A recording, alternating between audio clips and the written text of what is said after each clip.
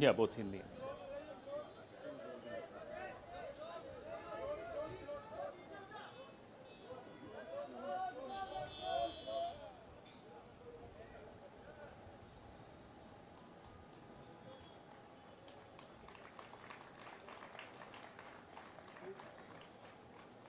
धन्यवाद।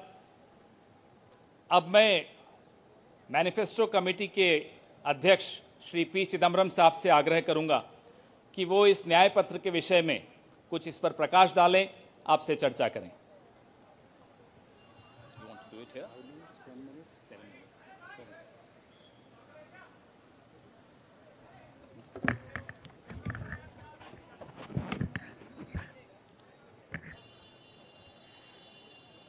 Honorable Congress President, Honorable former Congress President Srimati Sonia Ji, Honorable former Congress President Shri Rahul Ji, General Secretary Shri K.C. Venugopal, members of the Congress Working Committee, senior leaders of the Congress, Karyakartas of the Congress, members of the media. I'm thankful to the Congress President for releasing the Congress Manifesto for the 2024 elections. Earlier, the draft Congress Manifesto was thoroughly discussed in the Congress Working Committee. The recommendations of the members of the Congress Working Committee were taken into consideration, and with the final approval of the Congress President, some changes were made to the draft manifesto. And what we have today is the final manifesto approved by the Congress Working Committee and the Congress President. The broad theme of the manifesto is justice. Every aspect of justice has been threatened, weakened, diminished, and in some cases denied in the last 10 years, especially in the last 5 years. Members of the media will recall that in 2019, we had warned of what is likely to happen between 2019 and 24 should the BJP come back to power. We were not soothsayers, but we were active workers on the ground who could sense what is happening in this country.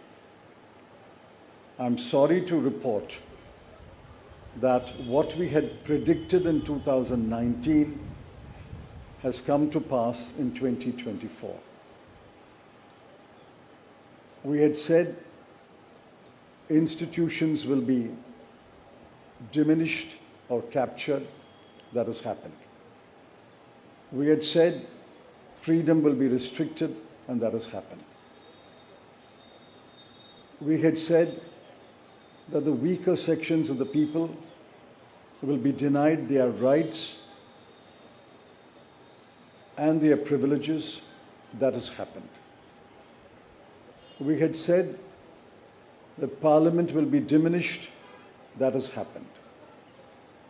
We had said that we will inexorably move towards an autocracy. We are already described as an electoral autocracy by many, many thinkers of the world. That has happened. While we are unhappy that what we had predicted has happened, we have in this manifesto suggested bold measures to reverse the damage that has happened in the last 5 to 10 years. The overall theme of the Congress Manifesto is 3 powerful words: work, wealth, and welfare. I shan't take long. I'll explain each word in one sentence. Work means we must create jobs. If anybody had any doubt, read the report of the ILO that was released 10 to 15 days ago. The government came up with a lame defense through the chief economic advisor, but the defense only made it worse. The ILO report shows that unemployment has assumed monstrous proportions in this country. Yesterday, the media carried a report that 30% of the outgoing class in the Indian institutes of technology, the premier institutions of our country, are unemployed. They have not been placed.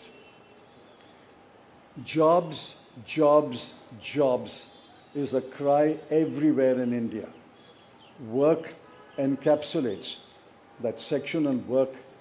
The sections on work encapsulates what we will do to create jobs. The second is wealth. Wealth must be created before it is distributed. On the contrary, the 5 years of the Modi government shows that wages have been stagnant in this country. The average income of the bottom 50% has either remained stagnant or diminished or decreased for the bottom percentiles. We have to create wealth, and that can only be created by growth. The UPA government delivered 8.5% growth in its first term, 2004 to 2009. And over a 10-year period, Dr. Manmohan Singh's government delivered 7.5% growth.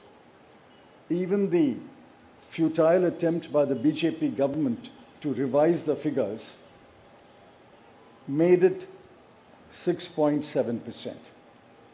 But over the last 10 years, the average growth is only 5.8, and if you count the year that ended on 31st March, given the inflated figures, it will still be 5.9.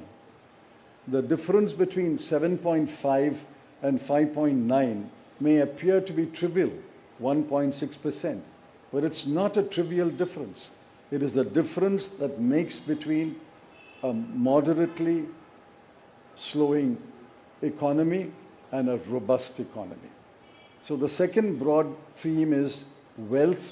We have to create wealth, which means we must have investment, capital investment, private investment, government investment, and foreign investment.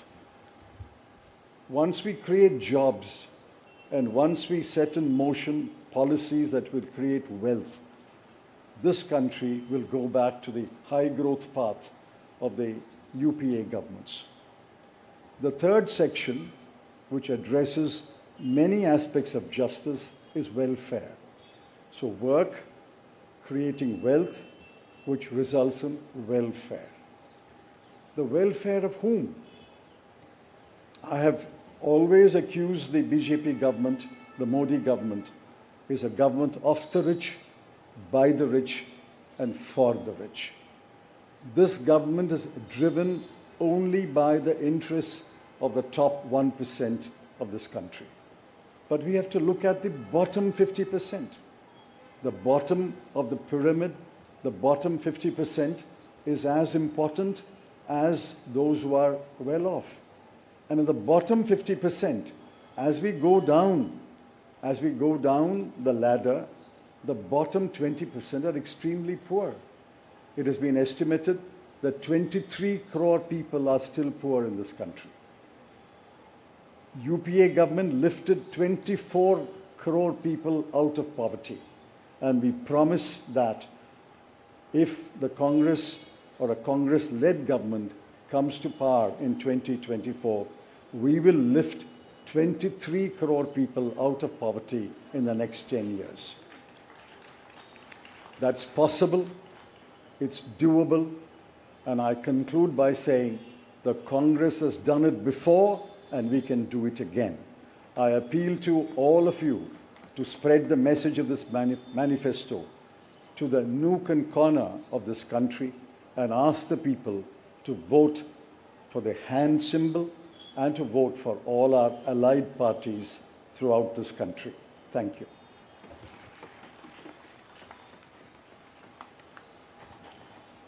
धन्यवाद चिदम्बरम साहब। मैं माननीय राष्ट्रीय अध्यक्ष श्री मल्लिकार्जुन खड़गे साहब से आग्रह करूंगा कि वो दो शब्द कहें।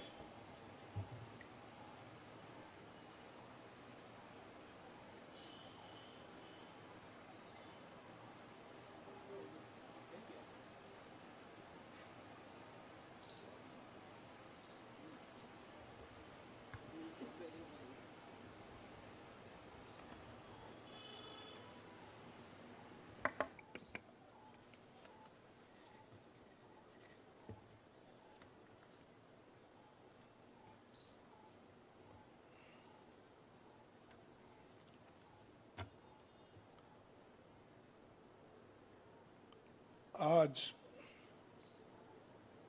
हमारे कांग्रेस चुनाव घोषणा पत्र जारी करने के मौके पर कांग्रेस पार्टी के भूतपूर्व अध्यक्ष और हमारे चाहते नेता श्रीमती सोनिया गांधी जी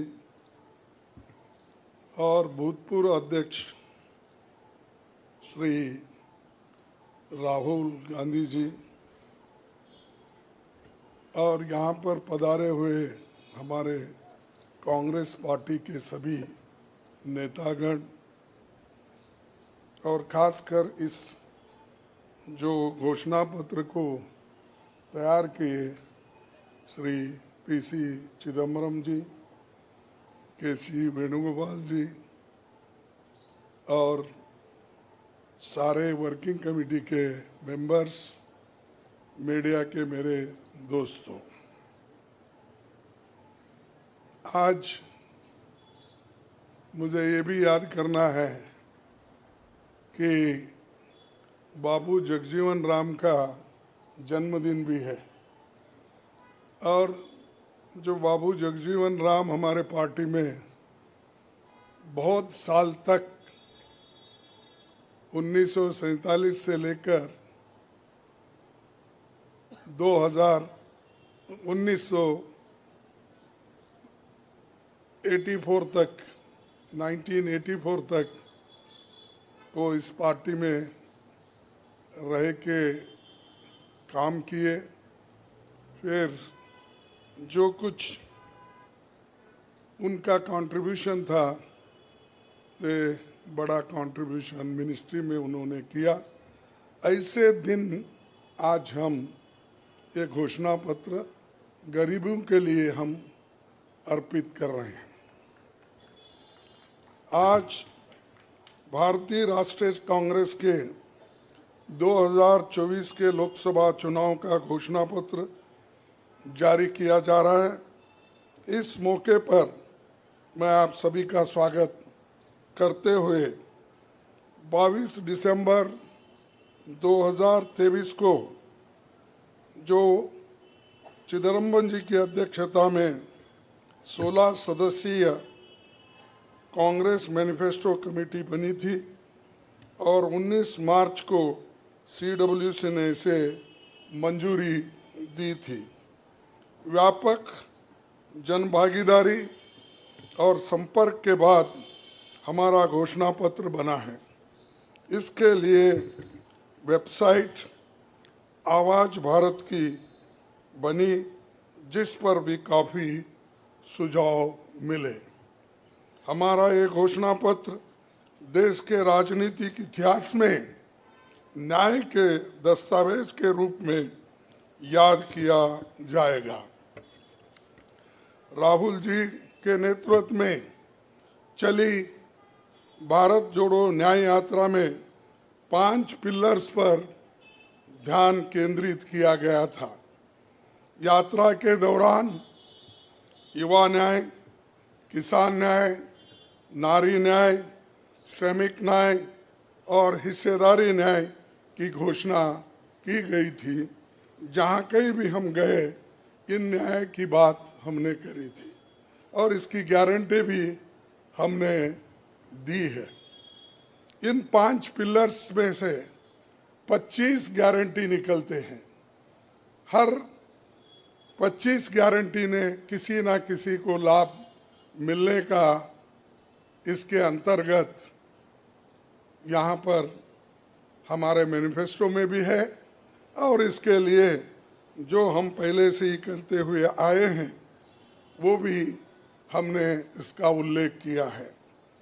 मैं कुछ बातें आपके सामने रखना चाहता हूँ। खासकर युवा न्याय के तहत हर शिक्षित युवा की पहली नौकरी अप्रेंटिसशिप के साथ पक्की हो जाए, ऐसी एक गारंटी हम दे रहे हैं। और उसके लिए हम 1 लाख रुपए, उसके लिए हम एक अप्रेंटिसशिप कोर्स करने वालों को खर्च करेंगे और इससे ये फायदा होगा, किसी ना किसी जगह उसको पक्की नौकरी मिलेगी, क्योंकि ये स्किल डेवलपमेंट के तहत और बहुत से इंडस्ट्रीज में इनको काम मिलेगा। नारी न्याय के तहत गरीब परिवार की महिला को सालाना 1 लाख की मदद देंगे। कोई तालियां नहीं बजा रहे, क्या बात है? गरीब परिवार की महिला को सालाना 1 लाख की मदद देंगे और किसान न्याय के तहत किसानों की कर्ज माफी और एमएस की कानून की गारंटी भी हम देंगे।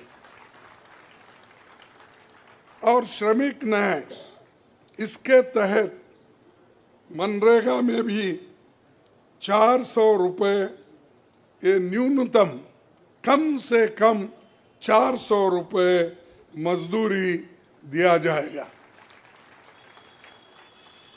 हिस्सेदारी न्याय में सामाजिक आर्थिक समानता के लिए हर व्यक्ति और हर वर्ग की गिनती या जातीय जनगणना होगी, जिससे सबको फायदा होगा, या किसी के फॉर में किसी के अगेंस्ट में ये नहीं है कि हालात को समझने के लिए ये जातीय जनगणना करेंगे, जैसा कि SC ST की जातीय जनगणना होती है और वैसा ही जो पिछड़े लोग हैं और भी ये अपर कास्ट में भी गरीब लोग हैं, सबकी हालत क्या है यह जानने के लिए हम जातीय जनगणना कराएंगे और इसका फायदा हर वर्ग को मिलेगा। हमारे घोषणा पत्र में संवैधानिक न्याय, कॉन्स्टिट्यूशनल जस्टिस खंड में लोकतंत्र बचाओ, भय से मुक्ति से लेकर मीडिया, न्यायपालिका आजादी, भ्रष्टाचार के खिलाफ मुहिम जैसे मुद्दे, कला संस्कृति जैसे विषय भी है। आर्थिक न्याय, इकोनॉमिक जस्टिस खंड में आर्थिक नीतियों, बेरोजगारी, टैक्सेशन और टैक्स रिफॉर्म्स, ये सारी चीज़ें उसमें हम लाएंगे। इंडस्ट्री और इंफ्रास्ट्रक्चर पर ठोस काम हम करेंगे।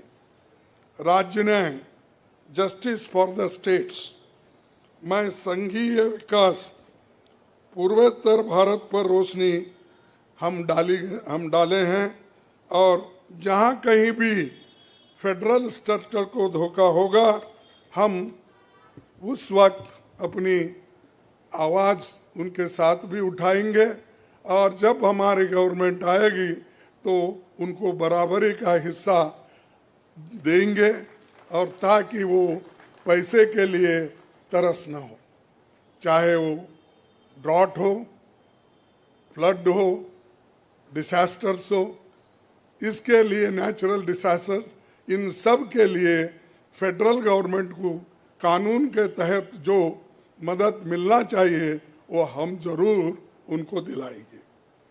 उसी के साथ देश की प्रतीक्षा और आंतरिक सुरक्षा के महत्व को ध्यान में रखकर रक्षा न्याय की भी खंड है, जिसमें विदेश नीति भी है। और विदेश नीति हमारी अब तक सफल हुई है और उसी नीति पे अगर ये लोग काम करते थे और ठीक ढंग से चलते थे और बहुत से मुश्किल हमको आज जो आ रहे हैं वो कभी नहीं आते थे। तो इसीलिए हम अपना रक्षा न्याय का देश की रक्षा के लिए पूरा हम काम करेंगे। आखिरी एक महत्व का बिंदु पर्यावरण न्याय भी देंगे। आप सभी से मैं अनुरोध करूंगा कि घोषणा पत्र को बारीकी से देखें, पढ़ के इसमें आपको भविष्य के भारत की शानदार नया तस्वीर दिखेगा और इसके लिए आप ठीक ढंग से आप काम कर सकते हो। आजादी के बाद 1951-52 में चुनावों से राजनीतिक दल घोषणा पत्र जारी करते समय बहुत से दावे करते हैं लोग, पर कांग्रेस हमेशा जमीनी हकीकत पर चलती है। 1951 में पंडित जवाहरलाल नेहरू के नेतृत्व में हमारा जो घोषणा पत्र जारी हुआ उसका नाम था व्हाट कांग्रेस स्टैंड्स फॉर। उसका नाम था व्हाट कांग्रेस स्टैंड्स फॉर। पहले घोषणा पत्र को लेकर ये टिप्पणी की गई थी, no exaggerated claims were made, no ambitious plans to entice public or deceive the electorate had been placed before them. A realistic view of what was capable of achievement and implementation alone was presented. ये पंडित जवाहरलाल नेहरू जी के ज़माने में घोषणा पत्र दी थी जो realistic है, जो ग्राउंड लेवल पे हम कर सकते हैं, उसी के बारे में उन्होंने बोला था। किसी को फंसाने के लिए नहीं, झूठ बोलने के लिए नहीं, हम जो भी कहते हैं वो करके दिखाते हैं, ये उनका कहना था। और वही आज भी हम कर रहे हैं, जो कर सकते हैं वही हम इसमें घोषणा पत्र में लिखे हैं। और बहुत से हमारे विद्वानों से भी हम बात किए हैं कि इसमें क्या कर सकते क्या नहीं कर सकते, उनके सलाह के मुताबिक ही आज हमने ये सारी चीज़ें आपके सामने रखे हैं। ये हमारा 139 ईयर्स साल का शानदार इतिहास है। ये देश के सामाजिक आर्थिक विकास की गति को बहुत तेज करेगा। किसानों, मजदूरों और महिलाओं, युवाओं, गरीबों, वंचित तबकों के विकास के जो बंद दरवाजे हम खोलेंगे, क्योंकि ये मोदी सरकार में ये सारे दरवाजे गरीबों के लिए, महिलाओं के लिए, युवाओं के लिए बंद है। हम जब सत्ता में आएंगे ये दरवाजे सब हम गरीबों के लिए खोल देंगे, उनका विकास करेंगे, ये हमारी प्रतिज्ञा है।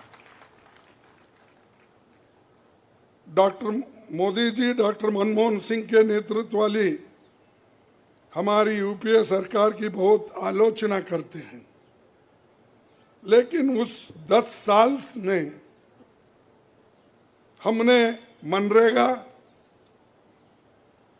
राइट टू एजुकेशन, आरटीआई, खाद्य सुरक्षा, वनाधिकार, भूमि अधिग्रहण कानून और रेहड़ी पटरी वालों की अधिकार समेत कई कदम हमने उठाया है और उसकी जो कर्ता धर्ता है श्रीमती सोनिया गांधी जी यहाँ पर मौजूद है। उन्होंने बारीकी से इन मनरेगा को और खास करके फूड सिक्योरिटी को बहुत लड़ा, क्योंकि मुझे मालूम है सब चीज़ मैं यहाँ पर नहीं कह सकता कि उन्होंने इतने ये 2-3 प्रोग्राम के लिए बहुत गुस्से में रहते थे। जब तक वो इम्प्लीमेंट नहीं होता तब तक वो खामोश नहीं बैठे और कैबिनेट के लोगों को बोलते रहे थे कि ये क्या हुआ। जब हुआ तब वो भी खुशी मना लिए और हम भी लोग बोले कि भाई ठीक हो गया। और जब बाहर इसका गया कि जो ये मनरेगा का, फूड सिक्योरिटी का और कंपलसरी एजुकेशन का ये जो संदेश बाहर गया, तब लोग सभी खुश होने लगे, सभी बोलने लगे ये बहुत अच्छा यूपीए गवर्नमेंट ने किया, सोनिया गांधी जी ने किया। ये बात बाहर आ गई। इसीलिए ये हमारा जो पहले से गरीबों के लिए वायदे थे वो हम पूरे करेंगे। मोदी जी 10 सालों में इसके मुकाबले का एक काम भी नहीं कर सके। आप बताइए कौन सी ऐसी बड़ी फैक्ट्री जो एम्प्लॉयमेंट क्रिएट कर सकती है, जो नेहरू जी के जमाने में बने वैसे कोई एक बड़े बड़े काम उन्होंने किया है। जिस देश में एक सुई नहीं बनती थी उस देश में पंडित जवाहरलाल नेहरू, इंदिरा गांधी जी ने रॉकेट बनाकर उड़ाकर दिखाया और बहुत से जो साइंटिफिक योजनाएं थी हमने बनाए। अब मोदी जी के ज़माने में तो गालियां देने का छोड़ के दूसरा तो मैं नहीं सुना, और उसके अगर कोई छुपे हुए काम है तो मेरे को बताओ ताकि मैं भी उसकी प्रशंसा करूंगा। लेकिन आज हम गारंटी जो भी दे रहे हैं हम चंद स्टेट में करके दिखाए हैं। हिमाचल में करके दिखाए, कर्नाटक में करके दिखाए, तेलंगाना में करके दिखाए, जहाँ कहीं भी हमारी सरकार है, और राजस्थान में भी हमने कई नई चीज़ें की, वहाँ भी करके दिखाए। तो ये हम जो कहते हैं, मैं पहले ही कहा, वो हम करते हैं और हम डरते नहीं करने के लिए। हमारा कितना भी नुकसान हो लेकिन गरीबों के लिए हम करते रहते हैं। ये हमारा पहले से कार्यक्रम है। और मैं चंद बातें इस मौके पर, थोड़ी देर हो गई तो क्षमा चाहता हूँ, मैं चंद बातें आपके सामने रखना जरूरी समझता हूँ। और आज क्या हो रहा है, विपक्षी नेताओं को जेल में बंद किया जा रहा है। चुनाव में सबको समान अवसर नहीं है और कई मुकदमे एक के ऊपर एक, छोटी छोटी, और हमारे पार्टी के ऊपर इतना बड़ा जुल्म किया और इतने हमारे को पेनल्टीज डाले। 3,567 करोड़ रुपए का हमारे ऊपर उन्होंने पेनल्टी डाली। क्या ये लेवल प्लेइंग ग्राउंड है? और ये हमारे ऊपर आज हो रहा, कल मीडिया के ऊपर होगा, मीडिया हाउसेस के ऊपर होगा, सबके ऊपर होगा। तो इसीलिए इसको, इस देश के डेमोक्रेसी को बचाना है, संविधान को बचाना है। इसीलिए हम सब लोग, देश के लोग एक होना चाहिए और लड़ना चाहिए। और जो ऑटोक्रेटिक मोदी साहब है उनको हटाना चाहिए। ये मेरा आपसे विनती है। जब तक आप ये काम नहीं करेंगे तब तक हम सिर्फ बातों से नहीं होगा। आप लोग घर घर जाके, और हमारी गारंटी कार्ड जो है, इन गारंटी कार्डों को घर घर तक पहुंचाने का काम हमारे कार्यकर्ता करें। जब तक आप घर घर नहीं जाएंगे, वोटर से नहीं मिलेंगे, कुछ भी होने वाला नहीं है। सिर्फ स्लोगन से या मेरे भाषण से कुछ बदलाव होने वाला नहीं।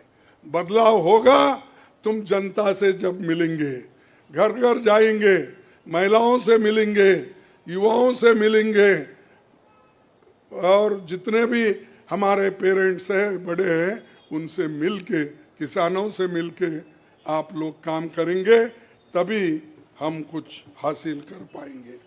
तो इसीलिए मैं आपसे विनंती करूंगा, ये काम हमारा आप करेंगे और इस ऑटोक्रेटिक सरकार को हटाने के लिए आप काम करते रहेंगे।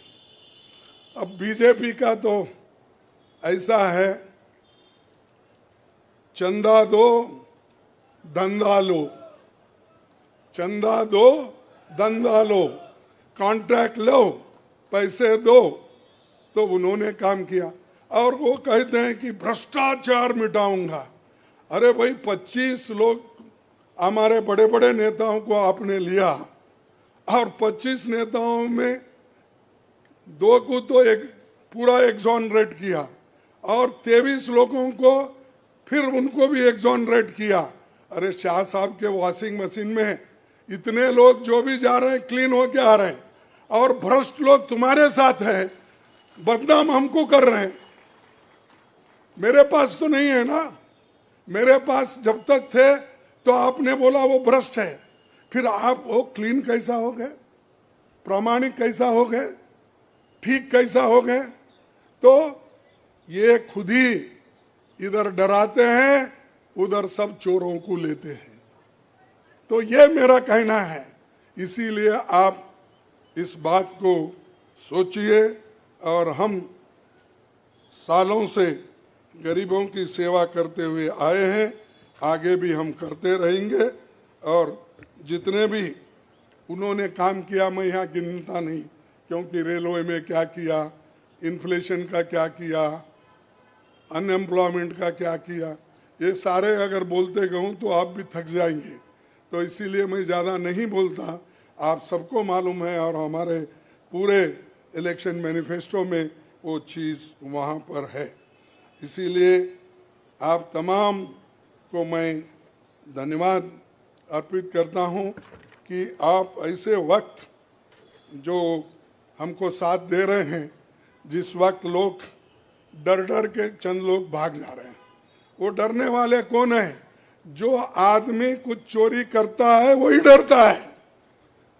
जो आदमी ठीक है, अपने उसूलों पे खड़ा है, उसको कोई नहीं डराता। अगर डराएगा तो भी वो उसूलों पे ठहरे हुए लोग डरेंगे नहीं। तो इसीलिए हम लोग डरने वाले नहीं। हमारे नेता श्रीमती सोनिया गांधी जी, राहुल गांधी जी, डर उनमें नहीं है और डर का नाम भी नहीं है, और डर ये शब्द उनके पास नजदीक आता नहीं। वो डर सिर्फ मोदी को है, क्योंकि वो हमारे लोगों को ले लेके 400 पार बोलते फिर रहा है। अरे मणिपुर जैसे एरिया में नहीं जा सके, देश में विदेश में 14 फेरियां लगाए, देश में इलेक्शन का प्रचार सरकारी फंड से किया गया, सरकारी वैन से किया गया, लेकिन मणिपुर वो देखे नहीं। क्यों नहीं गए भाई? आपकी तो 56 इंच की छाती है, आपको डर कुछ भी नहीं है। हाँ, आप जा सकते हैं, लेकिन वहां हमारे नेता राहुल गांधी जी जा सकते हैं लोगों के साथ, आप क्यों नहीं जा सकते? क्योंकि आपको डर है, और डरने वाला आदमी देश की भलाई कभी नहीं करता। बाय चांस आया, अब आगे लोग उसको देखेंगे और आप भी मजबूती के साथ हमारे साथ खड़े होंगे। इतना ही कहते हुए मेरे 4 शब्द को समाप्त करता हूं। जय हिंद।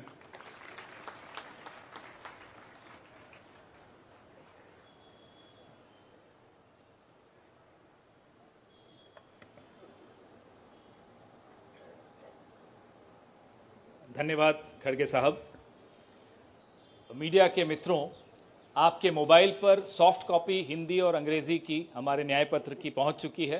कार्यक्रम के पश्चात उसकी फिजिकल कॉपी भी आपको दे दी जाएगी। कार्यक्रम को आगे बढ़ाते हुए अब 10 मिनट आपके सवाल जवाब होंगे और इसमें अनुशासन रखिएगा। सबसे पहले एजेंसीज को मौका दिया जाएगा, तो एएनआई सबसे पहले अपना सवाल पूछे।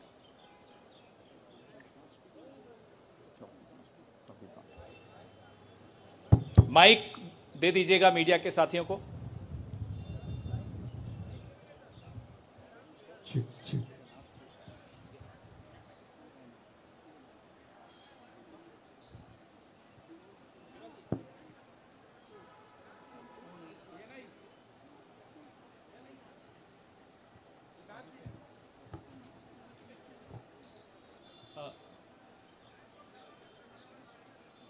सर मैं सिद्धार्थ हूँ एएनआई से। सर मेरा सवाल यह है कि आप लोगों ने एक प्रॉमिस किया है अपने मैनिफेस्टो में कि जो लोग पार्टियां छोड़कर जाते हैं, चुने हुए लोग, उनके लिए आप अमेंडमेंट करेंगे, 10th शेड्यूल में डालेंगे कि ताकि उनकी मेंबरशिप अपने आप बर्खास्त हो जाए। क्या इस तरीके की परिस्थितियां जो आज बन रही है, खासकर आपकी पार्टी इसको देख रही है, इसको ध्यान में रखते हुए आप लोगों ने मैनिफेस्टो में इसको डाला है?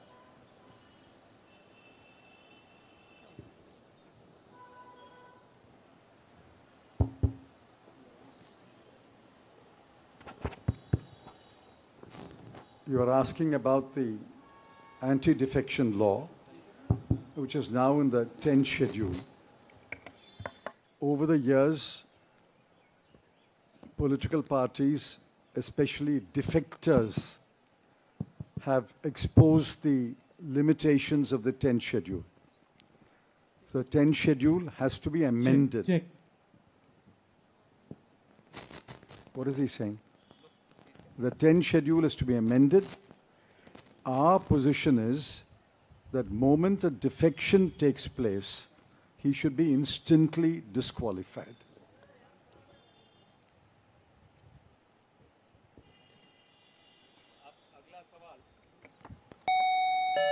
अगला सवाल PTI.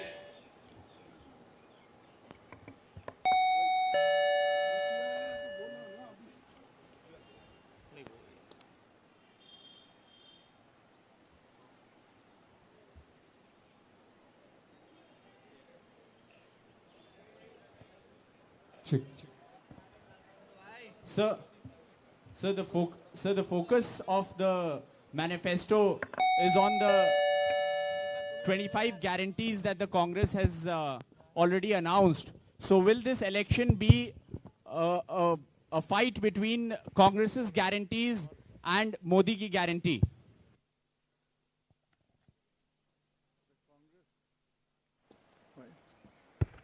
The Congress guarantees are concrete guarantees. We have spelt out in English and Hindi and in due course in different languages what each guarantee means, what each guarantee will deliver to the people. Mr. Modi's guarantees are only in order to ensure that he is guaranteed a third-term job. Where is the guarantee? What happened to the guarantee of 2 crore jobs? What happened to the guarantee of 15 lakhs in the account of every Indian? What happened to the guarantee of doubling farmers' income? What happened to the guarantee of raising India's GDP to 5 trillion? I can offhand narrate at least 50 such promises of Mr. Modi. Mr. Modi's promises are empty promises. Our 25 guarantees are concrete guarantees.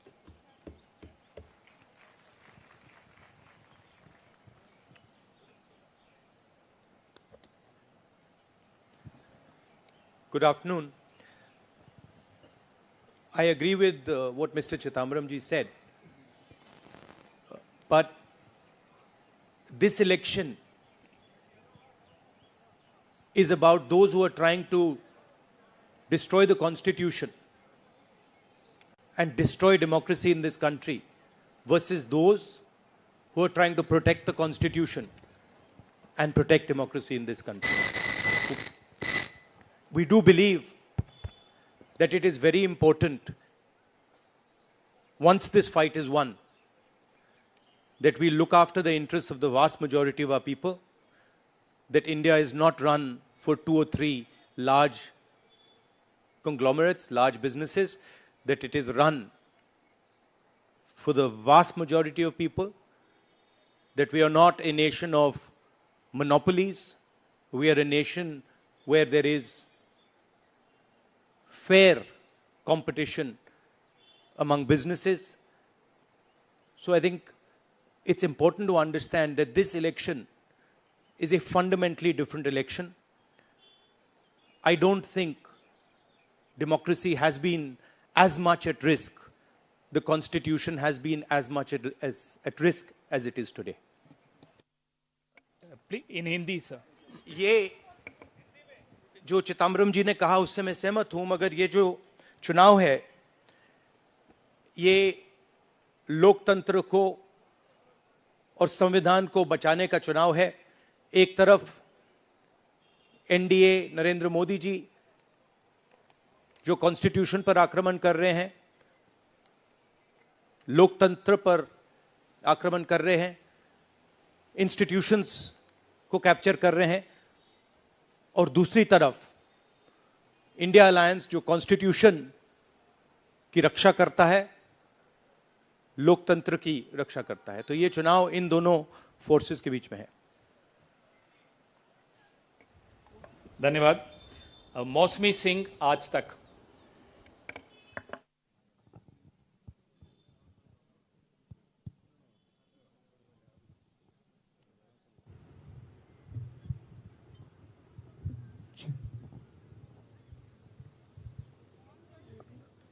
Rahul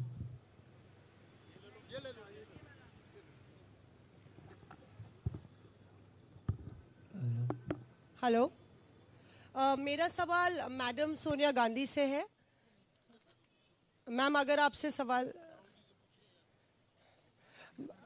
Rahul ji, आपने OPS को लेके लगातार जो है झंडा बुलंद किया है। तमाम सरकारें आपकी, उन्होंने ओपीएस का वादा किया था। चिदम्बरम साहब, you had promised OPS and in Himachal and Rajasthan you implemented OPS, but in the manifesto the OPS scheme is missing. So is there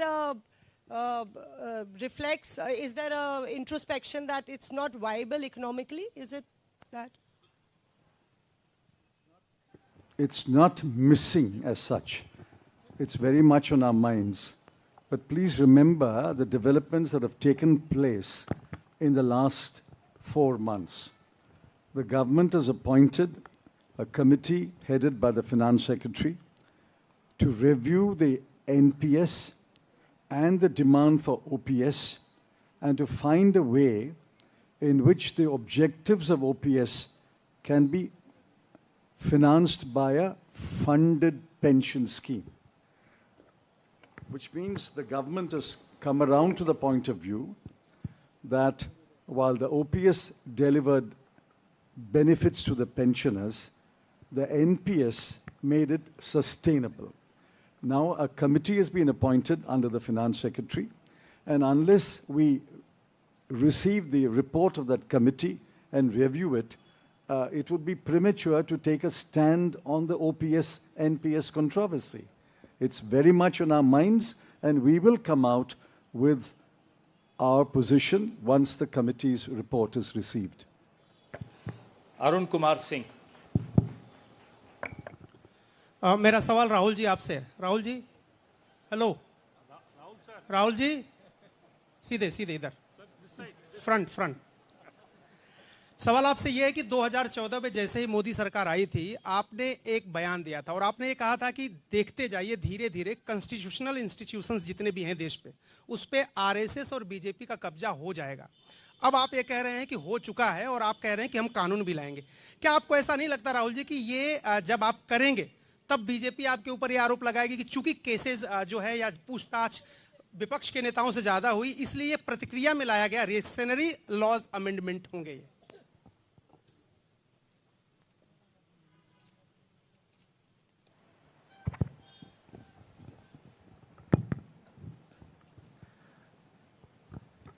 सबसे पहले ये समझना होगा कि हिंदुस्तान के राजनीतिक स्ट्रक्चर में हो क्या रहा है। आरएसएस ने और बीजेपी ने और खासतौर से नरेंद्र मोदी जी ने जो स्ट्रैटेजी बनाई है, उसका फाउंडेशन क्या है, उसकी नींव क्या है, सबसे पहले यह समझना है। नरेंद्र मोदी जी ने जैसे अदानी जी की मोनोपोली है पोर्ट्स पर, इंफ्रास्ट्रक्चर पर, डिफेंस में, वैसे नरेंद्र मोदी जी ने पॉलिटिकल फाइनेंस की मोनोपोली बनाई है। कैसे बनाई है? ED, CBI, income tax department का प्रयोग करके। अगर आप बॉन्ड स्कीम्स को देखें तो उसमें साफ दिख जाता है कि नरेंद्र मोदी जी ने, बीजेपी ने एक प्रकार से पॉलिटिकल फंडिंग एक्सटॉर्शन से, धमकी से, प्रेशर से बनाई है। खारगे जी ने कहा जो भी भ्रष्ट हैं वो सब बीजेपी में जा रहे हैं। उसका कारण है क्योंकि नरेंद्र मोदी जी चाहते हैं कि पॉलिटिकल फाइनेंस की मोनोपोली उनके हाथों में हो। अब हमारे बैंक अकाउंट बंद कर दिए, हमारे पास ओरिजिनल रास्ता जो था वही हमारा रास्ता है। हम जनता के साथ जाकर मिलकर उनके लिए लड़ते हैं। ये जो मैनिफेस्टो बना है, ये मैनिफेस्टो कांग्रेस पार्टी ने नहीं बनाया है। ये मैनिफेस्टो हिंदुस्तान की जनता ने बनाया है। हमने सिर्फ इसको लिखा है, ठीक है, और हमने सिर्फ इसको लिखा है। जो किसानों ने हमें बताया, खारगे जी को बताया, मुझे बताया, बाकी नेताओं को बताया, वो हमने लिखा है। चाहे वो रोजगार की बात हो, चाहे वो कॉन्ट्रैक्ट लेबर की बात हो, हजारों लोगों से बात करके हमने ये हिंदुस्तान की आवाज है, ये लिखी है। मगर जो राजनीति में आज हो रहा है वो क्लियर है कि सब पार्टीज को नरेंद्र मोदी, ईडी, सीबीआई, इन इंस्टीट्यूशंस को कैप्चर करके फाइनेंशियली मोनोपोली बना रहे हैं अपनी।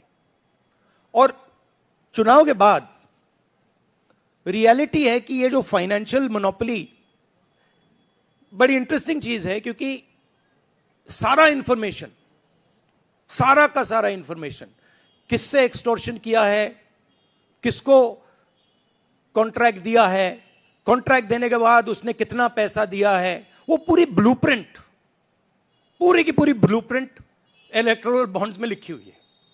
तो नरेंद्र मोदी जी ने आज नहीं तो कल ऑपोजिशन को पूरी chargesheet, proof sheet electoral bonds के थ्रू पकड़ा दी है। तो इसीलिए थोड़ा टेरर हो रहा है उनको, इसीलिए नंबर निकला है 400 पार। इसलिए ये महाराष्ट्र में हमारे नेता ले जा रहे हैं, हरियाणा में सब जगह हमारे नेता ले जा रहे हैं, क्योंकि इनको लग रहा है कि भैया अगर 400 पार नहीं 180 हो गई, 160 हो गई, 140 हो गई तो नैया पार हो जाएगी। Thank you. आशीष सिंह।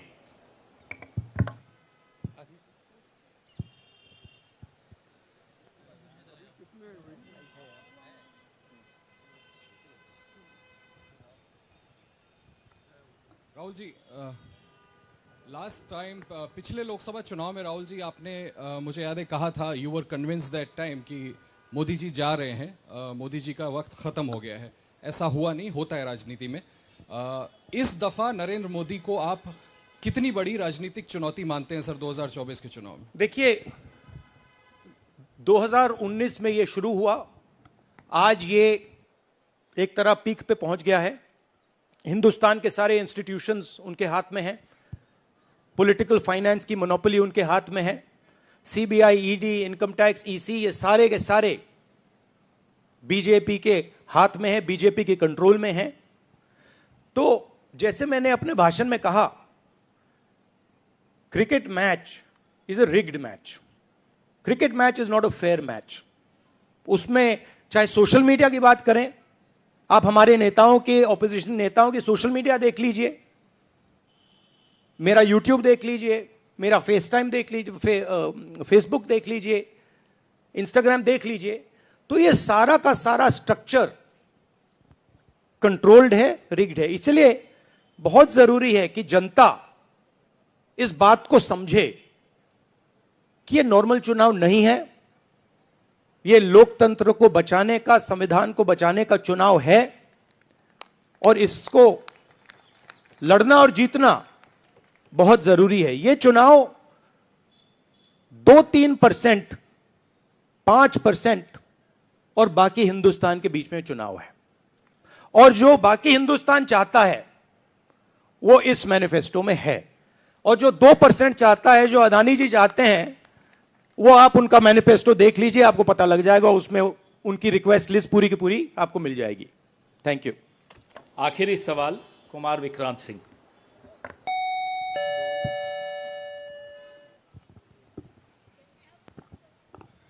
राहुल जी, 2009 में आपको भी याद होगा, उस वक्त मैनिफेस्टो में 2 तस्वीरें थी, मनमोहन सिंह जी की और सोनिया गांधी जी की। पूछा गया था पीएम कैंडिडेट कौन होगा, सोनिया जी ने अपनी तस्वीर छुपा ली थी। आज 2 तस्वीरें हैं, राहुल गांधी जी की और खड़गे जी की। कोई तस्वीर छुपाएंगे, कोई दिखाएंगे? नहीं, ये आप बड़े डिस्ट्रैक्शन वाले क्वेश्चन पूछते हो। देखिए, इंडिया गठबंधन में डिसीजन लिया गया है कि हम मिलकर एक साथ आइडियोलॉजिकल चुनाव लड़ रहे हैं।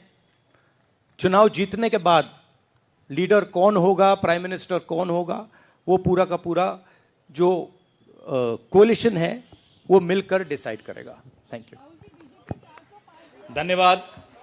अब कार्यक्रम की समाप्ति से पहले श्री केसी वेणुगोपाल कल के कार्यक्रम के विषय में आपसे 2 शब्द कहेंगे। Dear friends, today we are already released the brother, he wants South media chance. इन्हें माइक दीजिए, जो साउथ इंडिया से हमारे जो साथी हैं, और ये आखिरी सवाल होगा। चिक चिक।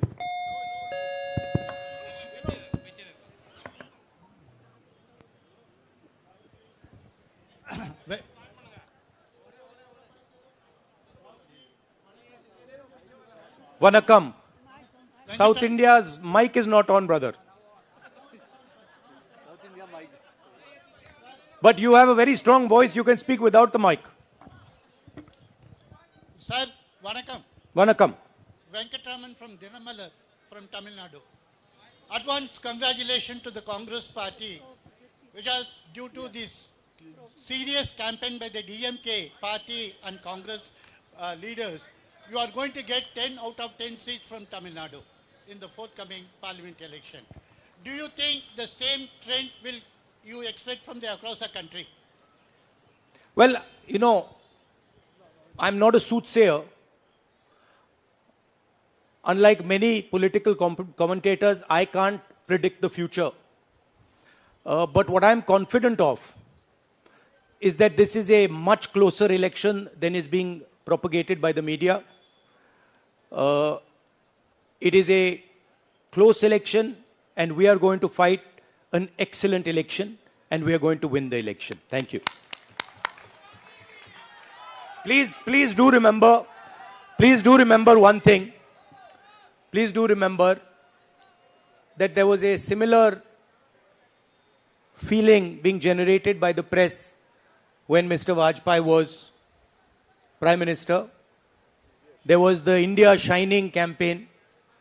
So we have a similar idea being propagated, India shining with 2-3 new dimensions, international dimension, all sorts of new dimensions, full support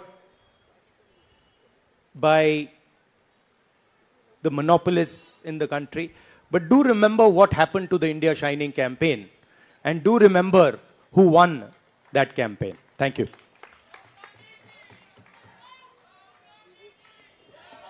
Dear friends, today already we released the Congress Manifesto of 2024. Tomorrow in 2 places we are launching the manifesto with huge rallies. One is in Jaipur. Tomorrow morning the manifesto launching will take place in Jaipur, and second rally of launching the manifesto will take place in Telangana, Hyderabad in the evening. There were 2 programs tomorrow. One is in Rajasthan, one is in Telangana for launching the manifesto. I once again thanking all of you for participating in this event. Thank you Venugopal ji. अब सेवा दल के साथियों से आग्रह है कि वो राष्ट्रगान शुरू करें. आप अनुशासन बनाए रखें. राष्ट्रगान के लिए कृपया अपने स्थान पर खड़े हो जाएं. जनगण मन अधिनायक जय हे भारत भाग्य विधाता. पंजाब सिंध गुजरात मराठा द्राविड़ उत्कल बंग. विंध्य हिमाचल यमुना गंगा उच्छल जलधि तरंग. तब शुभ नामे जागे तब शुभ आशीष मागे. गाहे तब जय गाथा जनगण मंगलदायक जय हे भारत भाग्य विधाता. जय हे जय हे जय हे जय जय जय जय हे.